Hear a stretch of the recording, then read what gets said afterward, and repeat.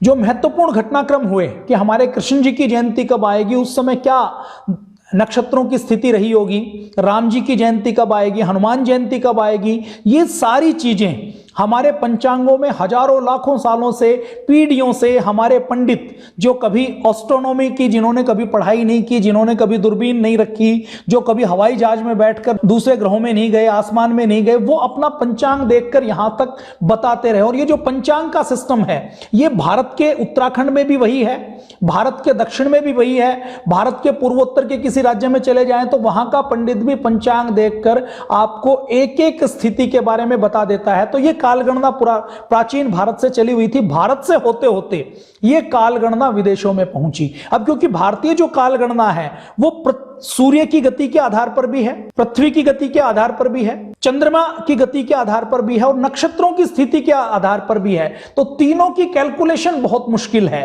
किसी बच्चे को आप कहें कि 2 और 2 4 करना है और बहुत सारी संख्याओं का गुणा भाग करना है, तो एक उसको मुश्किल तरीका बताया जाए जो एक्यूरेट है, वो आसान तरीका खोजने की कोशिश करे। तो आसान करने के चक्कर में उन्होंने कुछ चीजें तो अपना ली और बाकी चीजें उन्होंने अपने आप को सिंप्लीफाई करने के लिए, समझने के लिए, क्योंकि उनका विज्ञान इतना उन्नत नहीं था, उन्होंने उसके अंदर जोड़ घटा गुणा भाग अपनी ओर से करना शुरू किया, बदलाव शुरू किया। तो सबसे पहले रोमन कैलेंडर पूरे यूरोप में चलता था, उस रोमन कैलेंडर में केवल 10 महीने होते थे। देखिए ये जो कैलेंडर आज चल रहा है, ये कैलेंडर किसी वैज्ञानिक गणित के आधार पर नहीं है, इसके अंदर बहुत सुधार होते गए हैं और ये कैलेंडर जबरदस्ती का 17वीं शताब्दी में थोपा गया है।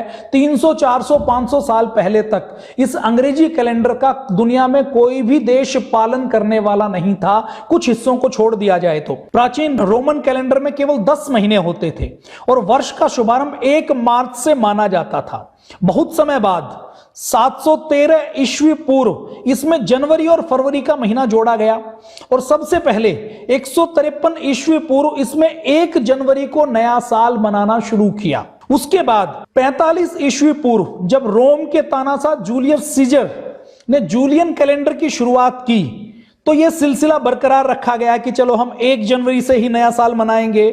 और ऐसा करने के बाद जूलियस सीजर ने ईसा से 46 वर्ष पूर्व का एक साल 445 दिन का करना पड़ेगा। 2000 साल पहले लगभग 46 वर्ष पूर्व के उस एक साल को ईयर और कंफ्यूजन कहा जाता है, ईयर ऑफ कंफ्यूजन कहा जाता है, क्योंकि उसके एक साल के दिन उन्होंने एडजस्ट करने के लिए 445 करने पड़े थे। मतलब कोई विज्ञान नहीं, राजा ने कह दिया, उसको मना लिया। देखिए पूरी दुनिया के जितने कैलेंडर हैं, भारत के अंदर बहुत से संवत रहे हैं। भारत के अंदर सप्तऋषि संवत है, शक संवत है, विक्रमी संवत है, कलयुग संवत है। तो ये सारे संवत गणित की कैलकुलेशन के आधार पर हैं, कुछ नियम बने हुए हैं, उसी नियम के आधार पर ये कैलेंडर काम करते हैं। लेकिन यदि हम विदेशी कैलेंडर की बात करें तो ये विदेशी कैलेंडर राजाओं की तुगलक शाही के आधार पर हैं।